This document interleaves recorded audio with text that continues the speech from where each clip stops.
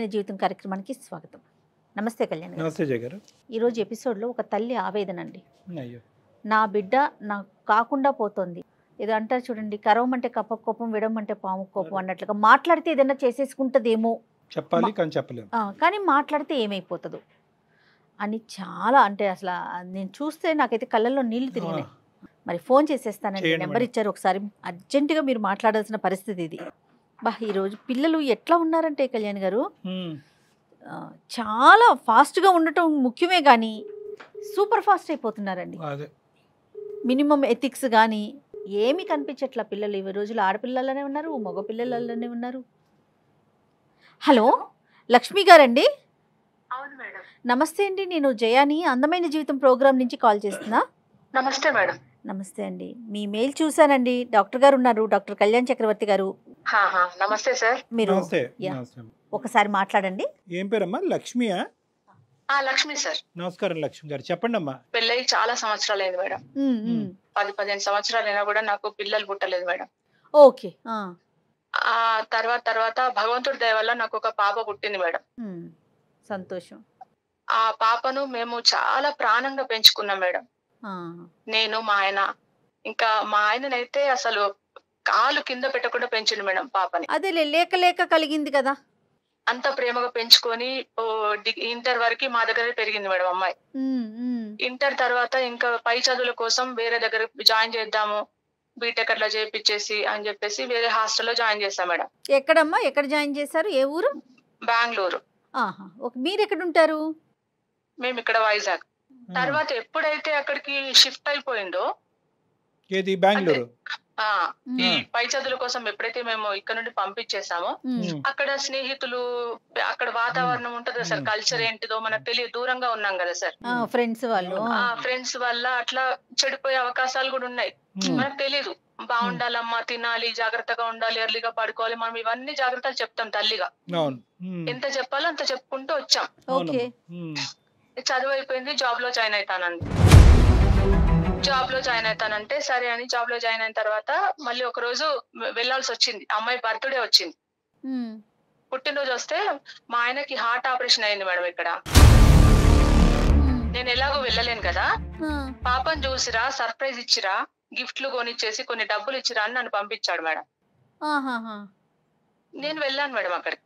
బెంగళూరు వెళ్ళారా? సర్ప్రైజ్ ఇద్దామని వెళ్ళాను. అదేలే. సర్ప్రైజ్ ఇద్దామని అక్కడికి వెళ్ళేసరికి లాక్ వేసి ఉంది. మీరు వెళ్ళినప్పుడు తాళం వేసి ఉంది. అదేంటి, హాస్టల్ రూమా లేదంటే పాప ఏమైనా విడిగా ఫ్లాట్ తీసుకుందా? ఫ్లాట్ తీసుకొని ఉంది సార్ పాప. పోయేసరికి తాళం వేసి ఉందని నేను ఫోన్ చేశాను సార్ పాపకి. ఫోన్ చేస్తే ఎక్కడున్నావమ్మా అంటే, నేను ఆఫీస్ దగ్గరలో ఉన్న మమ్మీ, సెల్ఫ్ లో ఉంది, కీ తీసుకొని నువ్వు లోపలికి వెళ్ళు అని చెప్పింది. నేను వస్తాను అని. కీ అక్కడే దగ్గర ఎక్కడో సీక్రెట్ సెల్ఫ్ లో పెట్టింది. ఎప్పుడన్నా వాళ్ళు ఫ్రెండ్స్ వస్తారేమో తీసుకొని వెళ్ళడానికి నేను అనుకున్నాను. లాక్ తీద్దామని లాక్ తెరిచి చూశాను సార్. లోపలికి వెళ్ళాను, లాక్ తెరిచి చూసేసరికి నా మైండ్ మొత్తం బ్లాక్ అయిపోయింది సార్. అక్కడ అంతా చూడకూడని అన్ని ఉన్నాయి సార్. అక్కడ ఇటు చూస్తేనేమో మందు బాటిల్స్, అటు చూస్తేనేమో కాల్చిన సిగరెట్ ముక్కలు, బెడ్ దులుపుదామంటేనేమో భార్యాభర్తలు కాపురానికి పిల్లలు పుట్టకుండా వాడుకునే అన్ని మందులు అవి ఇవి ఉన్నాయి సార్. చూసేసరికి ఇక నాకు మొత్తం కళ్ళు తిరిగిపోయింది సార్. ఈ విషయం మా ఆయనకు తెలిసే గుండె పగలు అక్కడి నుంచి చచ్చిపోతాడు సార్ మా ఆయన.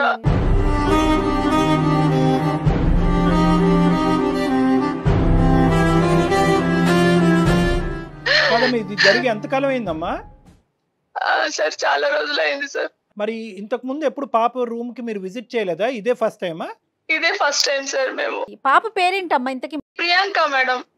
కానీ అస్సలు ప్రియాంక దగ్గర నుంచి ఇదైతే మాత్రం మీరు కల్లో కూడా ఎక్స్పెక్ట్ చేయలేదు. మీరు కూడా ఎక్స్పెక్ట్ చేయలేదు సార్, మా ఆయన కూడా చేయలేదు, మేము కూడా చేయలేదు సార్. కానీ అంటే ఏమన్నా గట్టిగా అడుగుదామంటేనేమో మా ముందే విచ్చలవిడిగా ఏమన్నా చేస్తామని భయం సార్. ఇంకా గట్టిగా అడిగితే ఈ మధ్యలో పిల్లలు చచ్చిపోతున్నారు కదా సార్ ఆత్మహత్య చేసుకొని.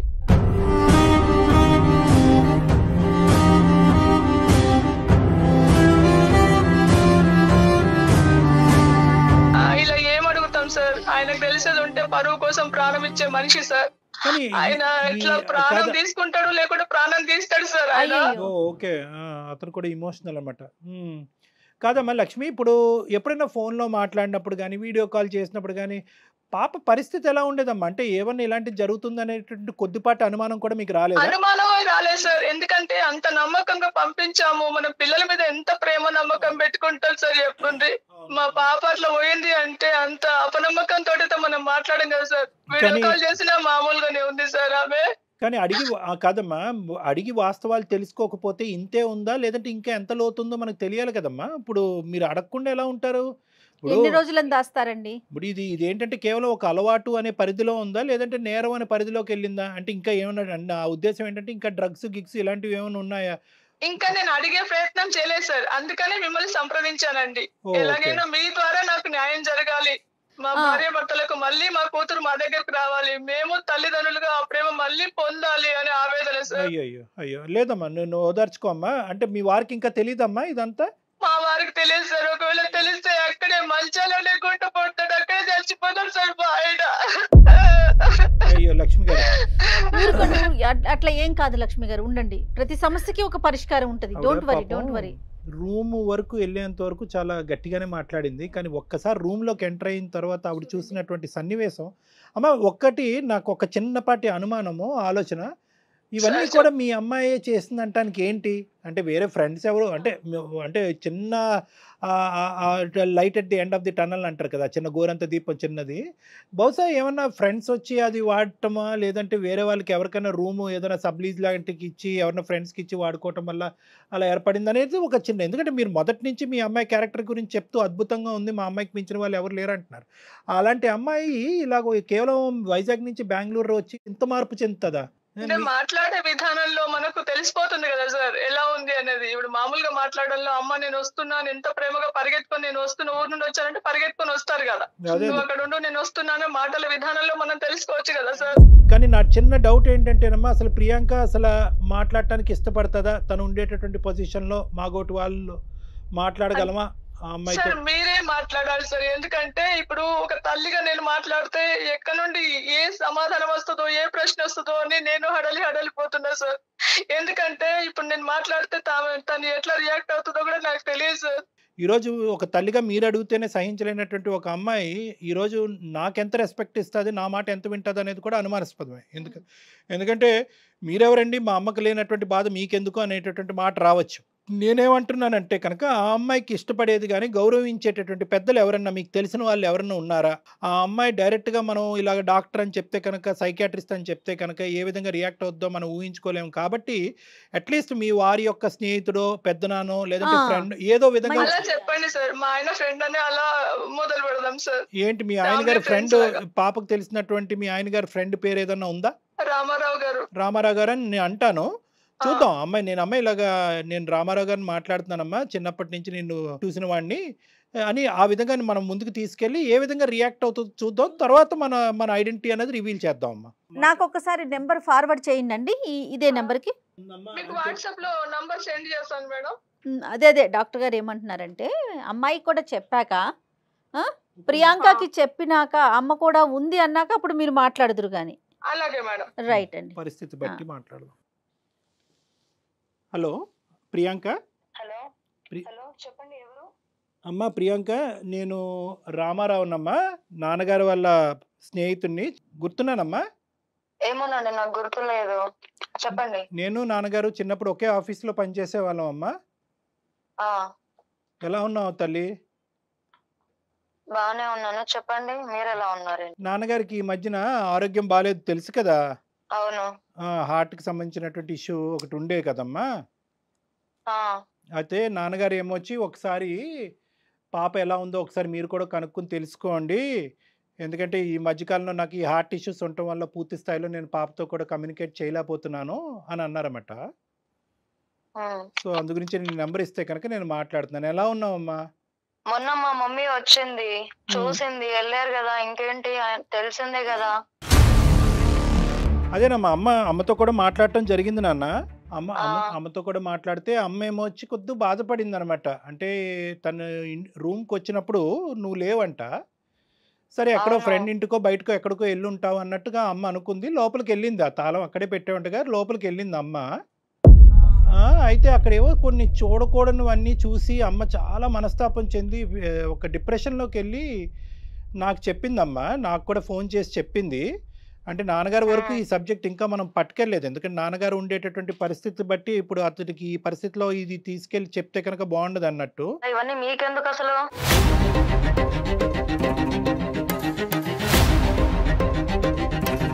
కాదు నాన్న, నాకెందుకు అనే మాట చాలా మంచి మాట. కానీ ఇక్కడ ఏంటంటే నాన్నగారు అడగలేనటువంటి పరిస్థితి.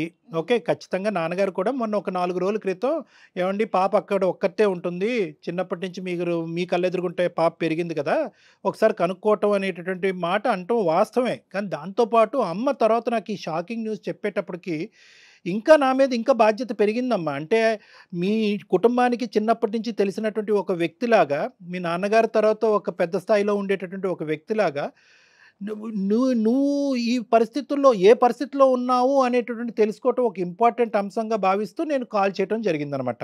ఇవన్నీ అంటే నాకెందుకు అనేది ఒక సబ్జెక్ట్ అమ్మా. అక్కడ మీ అమ్మగారు చూసినటువంటివి నిజాలా కాదా అనేది రెండో సబ్జెక్టు. అవి నిజాలా కాదా? చూడండి అంకుల్, మీరు ఇవన్నీ కనుక్కునే అవసరం లేదు. మీ వర్క్ ఏంటి అది చూడండి ఫస్ట్. నా గురించి మీకు అవసరం లేదు. నేను ఎలా ఉన్నాను అనేది అవన్నీ మీకు ఎందుకు? నా లైఫ్ ఇది, నా ఇష్టం. నేను ఎలాగైనా ఉంటాను. అది అడిగే రైట్స్ మీకు లేవు. పోనీ మీ అమ్మగారికి ఉన్నాయమ్మా? అవును, మా అమ్మే డైరెక్ట్ గా వచ్చి అడుగుతుంది కదా. అలాంటప్పుడు మీకేం రైట్స్ ఉన్నాయని అసలు నన్ను అడుగుతున్నారు నాకు కాల్ చేసి? ఒక్క నిమిషం ఆలోచించు. అమ్మకి నన్ను మధ్యలో పెట్టి అడిగించవలసినటువంటి అవసరం ఏముంటది తల్లి? ఇప్పుడు ఏమంటారు? అమ్మ చిన్నప్పటి నుంచి నిన్ను అల్లారు ముద్దుగా పెంచుకుని ఈ లెవెల్ వరకు తీసుకొచ్చి కళ్ళు మూసుకుని మా అమ్మాయి సక్సెస్ఫుల్గా ఒక మంచి సిటిజన్ ఆఫ్ దిస్ కంట్రీ అవుతుంది, మా పేరు నిలబడుతుంది అని చెప్పి మీ తల్లిదండ్రులు చిన్నప్పటి నుంచి ఆశపడ్డారు. ఇది ఒక జీవితంలో ఏంటంటే నాన్నగారు అప్పుడు హార్ట్ అటాక్ వచ్చినప్పుడు నాన్నగారికి బైపాస్ సర్జరీ అవటం అనేది ఎంత పెద్ద షాకో మీ అమ్మగారికి, ఈ రోజు నీ రూమ్ లో చూసినటువంటి ఈ సంఘటన కూడా అంత పెద్ద షాక్ గురవుతున్నారు. ఇంకా చూస్తున్నాను. నా రూమ్ లో అంటున్నారు. ఏం కనిపించింది అసలు నా రూమ్ లో? ఏం చూసారంట?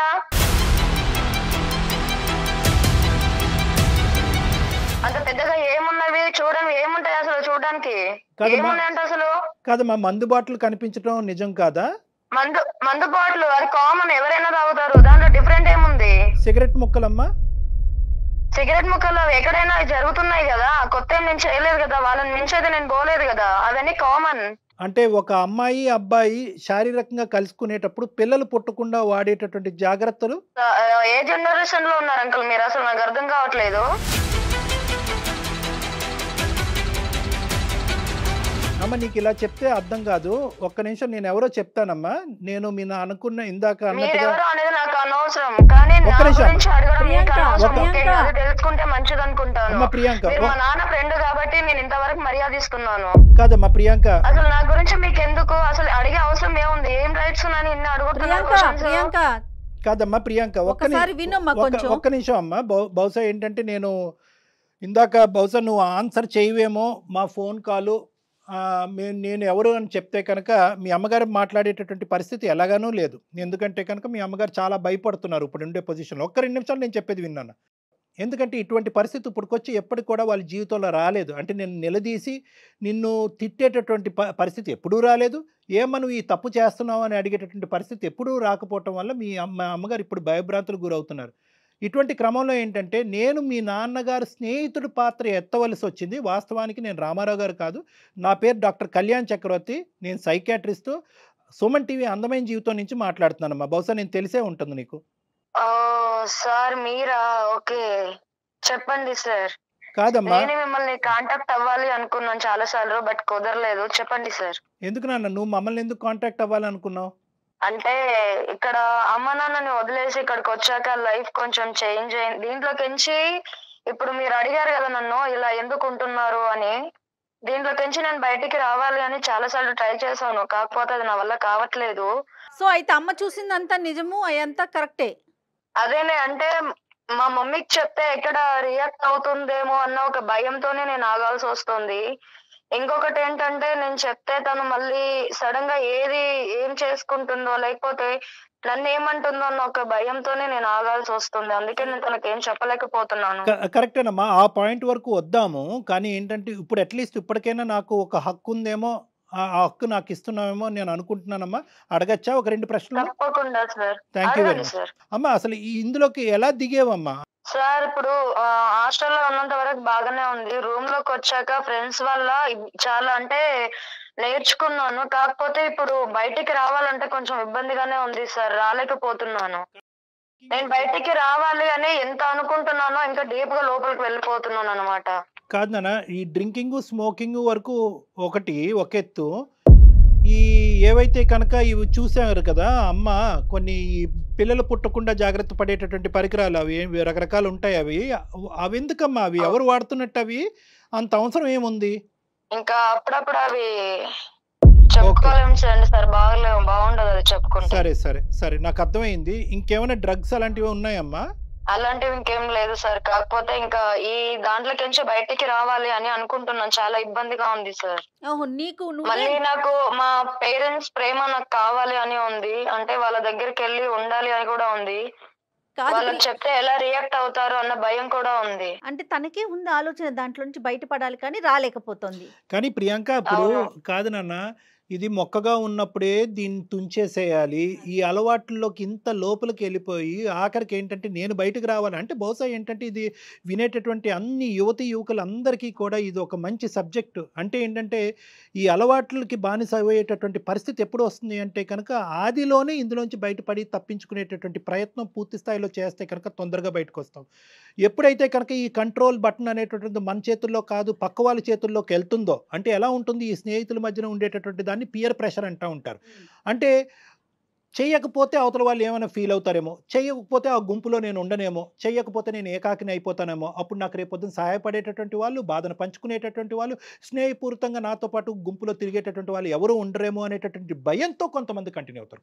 ఈ 2 కేటగిరీస్. ఒకరు అలవాటు పడి ఆ అలవాటుని వదలలేక, అది వదిలితే కనుక ఉండలేక, శరీరం మానసికంగా యాక్సెప్ట్ చేయలేకపోవటం కంటిన్యూ అయ్యేటటువంటి బానిసత్వం పొందేవాళ్ళు ఒకరైతే, సామాజిక పరంగా దానికి ఎడిక్ట్ అయినటువంటి వాళ్ళు, అంటే ఆ గ్రూప్ ఎవరైతే ఉన్నారో ఆ గ్రూప్లో పాటు నువ్వు సిగరెట్ తాగి, నువ్వు డ్రింక్ తాగి, లేదంటే అబ్బాయిలతో ఇంకో విధంగా విచ్చలవిడిగా ప్రవర్తిస్తేనే ఆ గుంపులో నువ్వు ఉండగలవు.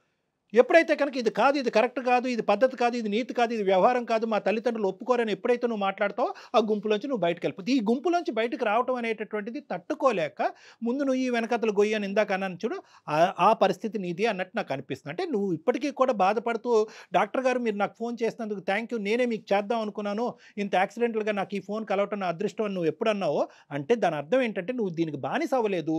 తప్పనటువంటి పరిస్థితుల్లో ఆ స్నేహితుల మధ్యన నలిపోతూ, ద సో కాల్డ్ స్నేహితుల మధ్య నలిపోతూ, ఇంకో దారి దిక్కు లేక అక్కడ ఇరుక్కుపోయినట్టు నాకు అనిపిస్తుందమ్మా. సో ఇది ఏదైనా కూడా బహుశా ఇవన్నీ మీ అమ్మగారు వింటూ ఉంటే కనుక ఏ స్థాయిలో బాధపడతారో మరి నాకు తెలియదు. కానీ ఈ సెకండ్ హాఫ్ ఏదైతే ఉందో, అంటే మా అమ్మాయి దీనికి బానిసత్వం పొందినా కూడా, అంటే దీనికి వ్యసనానికి బానిస అయినా కూడా ఈరోజు బయటపడటానికి పూర్తి స్థాయి ప్రయత్నం చేస్తున్న, అవకాశం దొరక్క బయటపడలేకపోతుంది అనేటటువంటి మాట చాలా చల్లగా వినిపించేటటువంటి మాటలాగా నాకు అనిపిస్తుంది. కాబట్టి నీకు ఇంకొక చిన్న మాట చెప్తానమ్మా. అమ్మ ఇక్కడ కాన్ఫరెన్స్ కాల్లో ఉంది. సార్ ఎంత పని చేశారు సార్? మరి కాదమ్మా, మరి ఏ పద్ధతిలో చెప్పాలమ్మా? ఇది ఎప్పటి వరకు గోప్యంగా ఉంచుతావు? అమ్మ లైన్ లో ఉంది అంటే అసలు నేను ఇవన్నీ చెప్పేదాన్నే కాదు. అదే కదా ప్రాబ్లమ్. ఎప్పటికైనా తెలియాలి కదమ్మా, తెలిస్తేనే ఒకటి అమ్మా, ఇప్పటి వరకు నువ్వు ఇంత ఊబిలో ఇరుక్కుపోయేవి, ఇంత కూరుకుపోవటానికి ప్రధానమైనటువంటి కారణం ఏంటంటే నువ్వు ప్రేమించి నిన్ను ప్రేమించేటటువంటి మనుషుల ముందు గోప్యంగా ఉంచటమే ఇక్కడ ప్రధానమైనటువంటి సమస్య.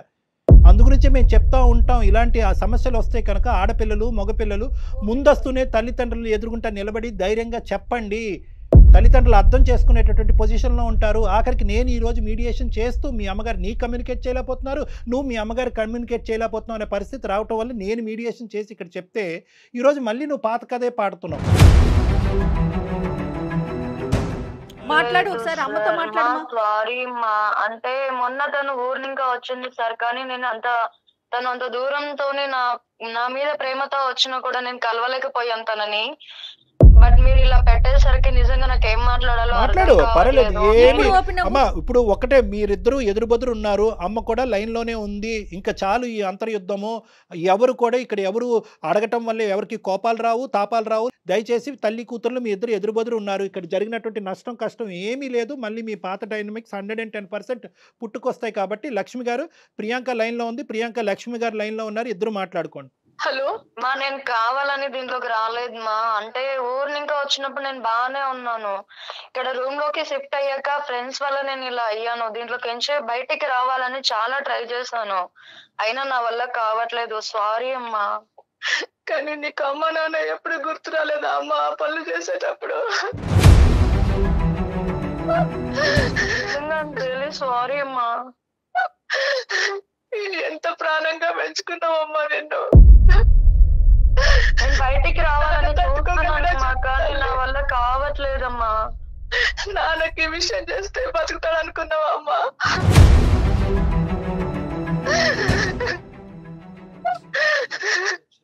ఏడు వద్దు. ఇప్పుడు నేను మళ్ళీ నాకు ఒక అవకాశం ఇవ్వమంటున్నాను నిన్ను. నాకు ఈ జాబ్ కూడా వద్దు, నాకు ఈ రూమ్ కూడా వద్దు. నేను మళ్ళీ వచ్చి మీ దగ్గరే ఉంటాను. నేను ఇవన్నీ మానేసి వద్దాం అనుకుంటున్నానమ్మా. ఇంకా దీంట్లోకి నుంచి బయటకు రావడానికి నేను ట్రై చేస్తాను. ఎంతో అల్లారు ముద్దుగా పెంచి పెద్ద చేసి ఎంతో కీర్తి ప్రతిష్టలు తెస్తావు అనుకున్నా, కానీ నువ్వు బాధపడకండి లక్ష్మి. ఇంకా ఇప్పటికైనా ఇంకా చెప్తున్నాను కదా, సారీ. లక్ష్మి గారు, అంటే నేను కావాలని రాలేదు. చెప్పండి సార్. తల్లి బంగారు తల్లి, ఒక లక్ష్మి గారు, ఎంతమంది తల్లిదండ్రులకి అంటే ఇటువంటి సన్నివేశం చూసిన తర్వాత, నాగోటు వాళ్ళు మాట్లాడిన తర్వాత, ఎంతమంది ఆడపిల్లలు కానీ అబ్బాయిలు కానీ ఈ విధంగా రియలైజ్ అయ్యి మళ్ళీ అమ్మ నాన్న ముందు క్షమాపణ అడగటం, నేను మాట్లాడినటువంటి పావు గంటలోనే క్షమాపణ అడగటము. వాస్తవానికి ఏంటంటే కనుక నేనేదో ఇష్టం ఉండి కోరిక పుట్టి అటువైపు పరిగెట్టలేదమ్మా, తప్పకి ఇరుక్కుపోయినటువంటి ఒక దరిద్రగొట్టి పరిస్థితి. ఇప్పటికైనా ఇది ఒక బంగారు అవకాశంలాగా ఇందులోంచి బయటపడి నీ కళ్ళెదురుగుంట నిలబడ్డాను, నన్ను క్షమించమ్మా, 2 నిమిషాల్లో నేను మారుతానని చెప్పేటటువంటి మనుషులు ఎంతమంది ఉంటారమ్మా ఈ వయసులో? అనుకోండి, ఈ వయసులో ఎంతమంది ఉంటారు తల్లి? సో కాబట్టి ఏంటంటే కరెక్టే, మీ మీ మీ కడుపు ఘోష అనేది మాకు అర్థం అవుతుంది. ఎందుకంటే మీ శోకం ఏంటంటే, అరే ఇదేంటి ఎక్కడెక్కడో ఇలాంటి అలవాట్లు, ఇలాంటి పాడలవాట్లు, ఇలాంటి పరిస్థితులు జరుగుతాయి అనుకుంటాను, కానీ మా ఇంట్లో మా కన్న కూతురు ఇలా చేస్తుందని నేను అనుకోను. ప్రతి తల్లిదండ్రుల యొక్క వాదన ఇదే. ఏమనుకుంటారంటే పేపర్లో చూస్తారు, టీవీలో చూస్తారా, అది ఏదో ఎక్కడో పాడైపోయినటువంటి పిల్లలో, లేదంటే తల్లిదండ్రులు పట్టించుకున్నటువంటి పిల్లలో, లేదంటే అల్లారి ముద్దుగా విపరీతమైనటువంటి ముద్దిచ్చి అడగకుండానే విపరీతంగా ఇచ్చేటటువంటి కుటుంబాల్లో పుట్టినటువంటి పిల్లలు దారి తప్పి గాడి తప్పి ఇలా ప్రవర్తిస్తారని అనుకుంటారు. కానీ వాస్తవానికి ఏంటంటే మన ఇంట్లోనే ఇలా జరుగుతుందా అనేటటువంటి చాలామంది తల్లిదండ్రులు ఊహించుకోరు. ఇదంతా కూడా ప్రధానంగా జరిగేటటువంటి, అంటే ఎప్పుడైతే కనుక ఈ అమ్మాయి ఈ వాతావరణంలోంచి ఆ వాతావరణంలోకి వెళ్ళినాయో రకరకాల అంశాలు వచ్చినాయి. ఒకటేంటంటే కనుక ఒంటరిగా బతకవలసినటువంటి అవసరం, అల్లారు ముద్దుగా పెంచుకున్నటువంటి తల్లిదండ్రులు, ఏకైక కూతురు, అల్లారు ముద్దుగా పెంచేటటువంటి కూతురు, ఆ అమ్మాయి అక్కడికి వెళ్ళి ఒంటరిగా ఉండటం, ఒక కొత్త వాతావరణం, అంత ఫాస్ట్గా ఉండేటటువంటి వాతావరణం, సిగరెట్ తాకపోయినా మందు కొట్టకపోయినా తేడాగా చూసే వాతావరణం, అబ్బాయిలతో కలిసి బాయ్ ఫ్రెండ్ లేడు అని చెప్పుకోవడానికి సిగ్గుపడేటటువంటి వాతావరణం. సో ఇటువంటి వాతావరణంలోకి వెళ్ళేటప్పటికీ ఆ అమ్మాయి ఏమనుకుందంటే ఇదే నార్మేమో, ఇది సాంప్రదాయమేమో, నేనే ఇప్పుడు దాకా నూతులో కప్పలాగా ఉన్నానేమో, ఇది వాస్తవమైనటువంటి ప్రపంచమేమో, ఈ ప్రపంచానికి నేను ఎస్ చెప్పకపోతే కనుక ఈ ప్రపంచం నాకు నో చెప్తాదేమో అనేటటువంటి భయంతో దిగినటువంటి ఒక బానిస అమ్మాయి. కాబట్టి ఏంటంటే పెద్ద మనసు చేసుకుని ఈ అమ్మాయిని ఈరోజు క్షమించవలసినటువంటి అవసరం ఉంది. ఒకప్పుడు ఇదే తత్వం కానీ ఇదే ఆలోచన శైలి కానీ కొద్దిపాటి కంటిన్యూ అవుతే కనుక నేను ఆ అమ్మాయి కౌన్సిలింగ్ చేసి ఆ అమ్మాయి మనసు మార్చి మళ్ళీ ఇటువంటి తోవలోకి వెళ్లకుండా నేను కాపాడగలిగేటటువంటి వ్యక్తిని అవుతానమ్మా. లక్ష్మి గారు, ఇలాంటి వాళ్ళ సలహాలు సూచనలు మాలాంటి తల్లిదండ్రికి మేము కన్నా పిల్లలకి చాలా అవసరం సార్. ఎందుకు నా బాధ కట్టలు తెంచుకునే దుఃఖం ఎందుకు వచ్చిందంటే సార్, ఇక్కడ మీకు ఒక్క విషయం చెప్పాలి సార్. చెప్పండి. ఎన్నో ఏళ్లుగా అంటే ప్రదక్షిణాలు, పూజలు, వ్రతాలు చేయగా పుట్టిన అమ్మాయి కాబట్టి ఇంత దాకా తెస్తుందని అనుకోలేదు సార్. ఆ దుఃఖం వల్లనే ఈ ఏడుపు, ఈ బాధ ఇదంతా వస్తుంది సార్ నాకు. దేవుడు వరవిస్తూనే శాపించాడు అనేటువంటి పరిస్థితి. అమ్మ ప్రియాంక సార్ చెప్పండి సార్. నేను ఇప్పటికీ కూడా అమ్మకి దొరికాను కాబట్టి మారేను అనేటటువంటి ప్రియాంక కాదని నేను అనుకుంటున్నాను. అదేం లేదు సార్, నేను మా అమ్మ దగ్గర చెప్పాలి అని అనుకున్నాను, బట్ మీ వల్ల తెలిసింది, మంచిదే అయ్యింది నాకు. నిజంగా ఐఎమ్ రియలీ సారీ అమ్మా. సరే నాన్న, ఓకే, సారీ, ఓకే. తక్షణ కర్తవ్యం ఏంటంటే కనుక మళ్ళీ ఎక్కడ చెప్పా పెట్టకుండా పెట్టి బేడ సర్దుకుని వెనక్కి వచ్చేసి ఇక్కడ ఇంటికి వచ్చిన తర్వాత, వైజాగ్ వచ్చిన తర్వాత కావాలంటే వాళ్ళకి నోటీస్ పంపించి జాబ్కి రిజిగ్నేషన్ పెడితే కానీ అక్కడ మొత్తానికి డిక్లేర్ చేయొద్దు ఆ గుంపుకి. అర్థమైందా? బాబు వెళ్తున్నా గుడ్ బై, అమ్మ వెళ్తున్నా గుడ్ బై అని చెప్పారు అనుకో, అందరూ నిన్ను చుట్టుముట్టేస్తారు, సాయంత్రం పబ్బుకు పట్టుకెళ్ళిపోతారు. కాబట్టి నేనేమంటున్నానంటే ఎవరికి చెప్పకుండా నీ దారి నువ్వు నీట్గా సర్దుకుని వెనక్కి వచ్చేసాయి, లేదంటే మళ్ళీ నిన్ను ఇన్ఫ్లుయెన్స్ చేస్తారు వాళ్ళు. చిప్పుగా వచ్చేసేయాలి, అది డాక్టర్ గారు చెప్పే సలహా. మీ ఇద్దరికి మేము పాదాభివందనం చెప్పుకుంటున్నాము. మీ వల్లనే నా కూతురు నాకు దక్కింది. మీకు చాలా చాలా ధన్యవాదాలు సార్. థ్యాంక్ యూ అండి, థ్యాంక్ యూ. ఇంకా బాధపడకండి, తను హ్యాపీగా తిరిగి వచ్చేస్తుంది, చక్కగా ఉండండి. అలాగే సార్, అలాగే. Thank you sir, thank you so much sir. Thank you అమ్మా. నమస్తే. కానీ ఇంత ఫాస్ట్ గా ప్రియాంకలో మార్పు వస్తుందని ఎక్స్పెక్ట్ అయితే తనకుందా ఆలోచన? మార్పు కోరుకుంటున్న వాళ్ళకి మార్పు తొందరగా వస్తుంది మేడం. ఇక్కడ మీరేం చేయక్కర్లేదు, అంతేనా కళ్యాణ్ గారు? అంతే, ఇక్కడ మనం చేయవలసినటువంటిది ఏమీ లేదమ్మా. ఎటొచ్చి ఏంటంటే ఫ్యూచర్లో ఇటువంటి పిల్లలు ఏంటంటే మళ్ళీ ఒక ప్రపంచంలోకి వచ్చారనుకోండి, వీళ్ళ యూజువల్గా వాళ్ళ సైకాలజీ ఎలా ఉంటుందంటే ఆ గ్రూప్లోంచి నేను బయటపడ్డాను కాబట్టి బహుశా ఏమీ కాదు, ఇంకో గ్రూప్ ఇంకో ఆలోచనతో ఇంకో యాంగిల్లో మళ్ళీ వీళ్ళ దగ్గరికి రావచ్చు. సో కాబట్టి ఏంటంటే ఎప్పుడు చూసుకుంటూ ఉండాలి. అంటే కర్తవ్యం అంటే first realisation of responsibility, ROR అంటూ ఉంటారు. పిల్లలందరికీ చెప్తూ ఉంటాను నేను, రియలైజేషన్ ఆఫ్ రెస్పాన్సిబిలిటీ. మీ బాధ్యత ఏంటి, మీ వయసు ఏంటి, మీ బాధ్యత ఏంటి, మీ తల్లిదండ్రులు మీ దగ్గర నుంచి ఏం కోరుకున్నారు, ఈ రెస్పాన్సిబిలిటీ రియలైజ్ అయ్యేంత వరకు ప్రియాంక లాంటి వాళ్ళు చాలామంది రావచ్చు, వాళ్ళు వచ్చేటటువంటి మార్పు మాత్రం పర్మనెంట్ కాదు. సో ఈ రియలైజేషన్ రావాలి, అది తెప్పించడానికి కొన్ని కౌన్సిలింగ్ సెషన్స్ అనేది యూజువల్గా చేస్తూ ఉంటాం. ప్రియాంకకి ఏం అవసరం పడకపోవచ్చమ్మా. రైట్ అండి, థ్యాంక్ యూ కళ్యాణ్ గారు. నమస్తే. అత్యాధునికమైన టెక్నాలజీతో ఫెర్టిలిటీ ట్రీట్మెంట్ అందిస్తోంది మెడిసి IVF.